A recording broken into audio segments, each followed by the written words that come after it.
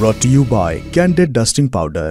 Candid dusting powder redness, irritation, sweat rash और fungal infection जैसे 4 skin problems का एक एक्सपर्ट सॉल्यूशन। अब रहो अनस्टॉपेबल कैंडिड डस्टिंग पाउडर के साथ। अब रुक कर रहा हूं आदेश रावल का। आदेश, कुलजमा बात ये तो समझ में आ गई कि अब राज्य बहुत महत्वपूर्ण हो रहे हैं।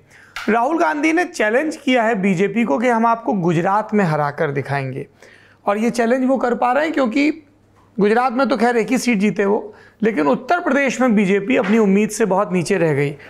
उत्तर प्रदेश और गुजरात और कुछ एक और राज्यों को लेकर कांग्रेस की क्या रणनीति नज़र आ रही है?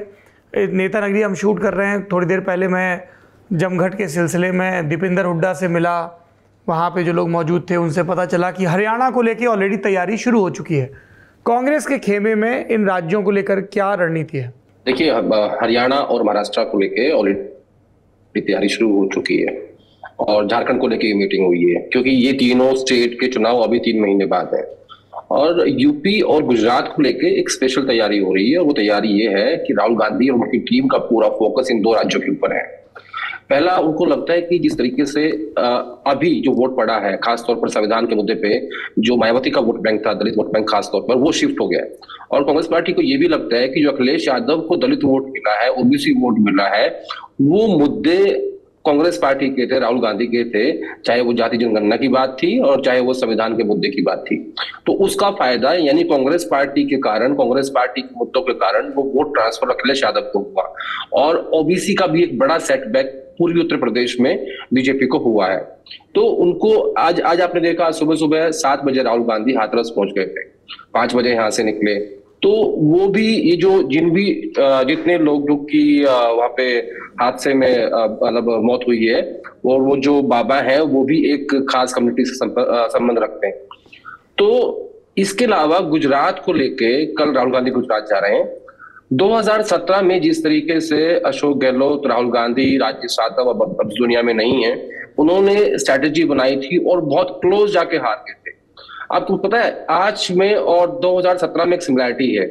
जिस तरीके से राहुल गांधी भगवान शिव जी की मूर्ति लेके वीडियो बना रहे हैं, पार्लियामेंट में दिखा रहे हैं, गुरु नानक देव साहब को दिखा रहे हैं, वो ये सब चीजें उन्होंने 2017 में गुजरात चुनाव में दिखी थी।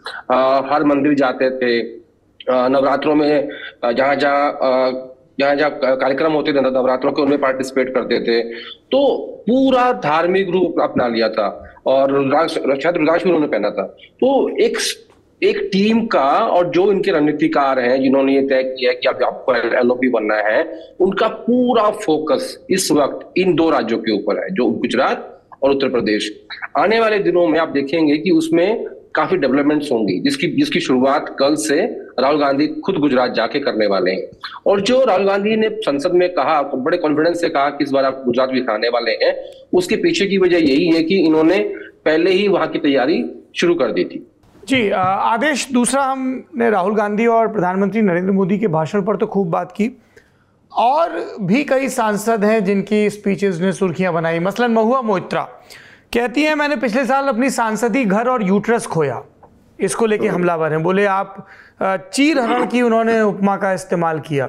उसके अलावा ये भी कहा कि आप मंदिर की बात करते हैं, मस्जिद की बात करते हैं, मंगलसूत्र की बात करते हैं, मणिपुर की बात नहीं करते हैं। असदुद्दीन ओवैसी ने भी इस बात को लेके सत्ता पक्ष और विपक्ष दोनों पर निशाना साधा कि 14 से 16% मुस्लिम हैं, सिर्फ 4% चुन के आए हैं।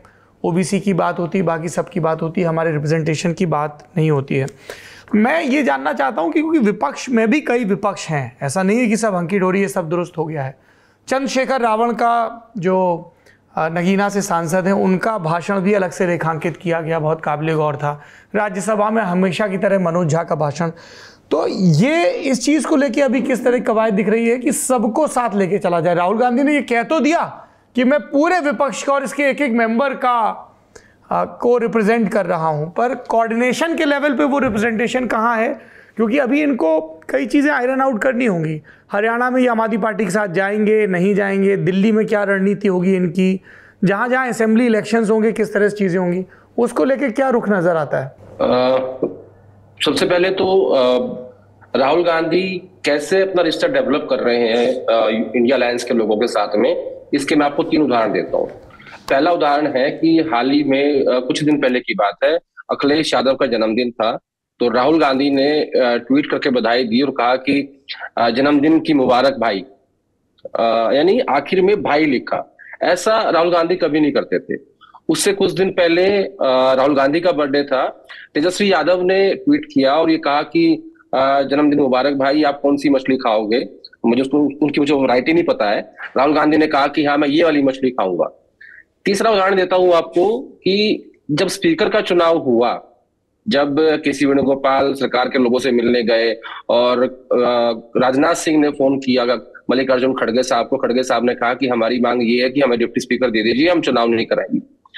तो टीएमसी ने यह कहा कि हम स्पीकर के चुनाव में इनके साथ नहीं, इंडिया अलायंस के, हम इसमें नहीं आएंगे, क्योंकि उस दिन शाम को खड़गे साहब के घर पे इंडिया अलायंस की मीटिंग रखी गई थी। तो उस वक्त सांसद जो है वो शपथ ले रहे थे, राहुल गांधी फ्रंट रो में बैठे हुए थे, वेणुगोपाल ने अभिषेक बनर्जी को बुलाया और वहां लगभग 15-20 मिनट उनकी बातचीत हुई।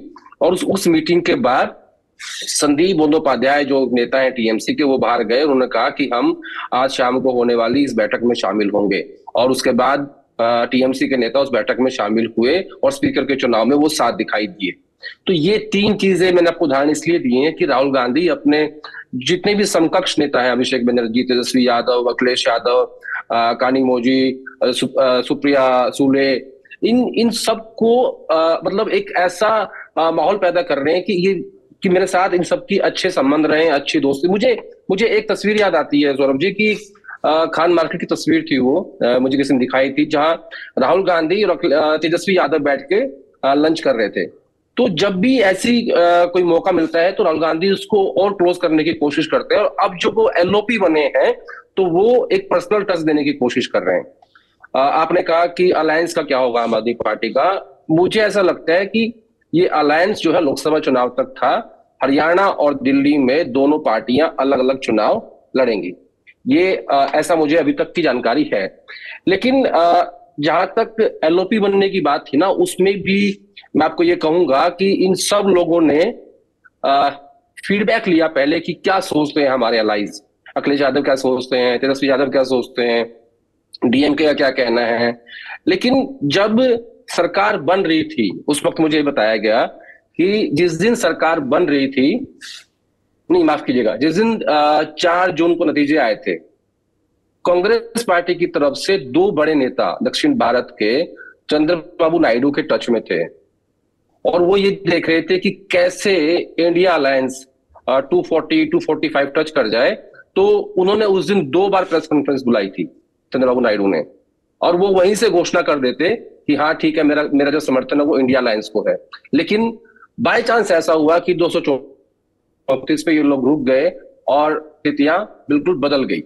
आखिर तक शाम 5 बजे तक इस बात का इंतजार किया गया, और वो दोनों नेता, एक मुख्यमंत्री भी हैं, वो दोनों में थे कि बड़े बड़े क्लोज संबंध हैं, क्योंकि चंद्रबाबू नायडू ने भी उस मुख्यमंत्री की मदद की थी इन चुनावों में।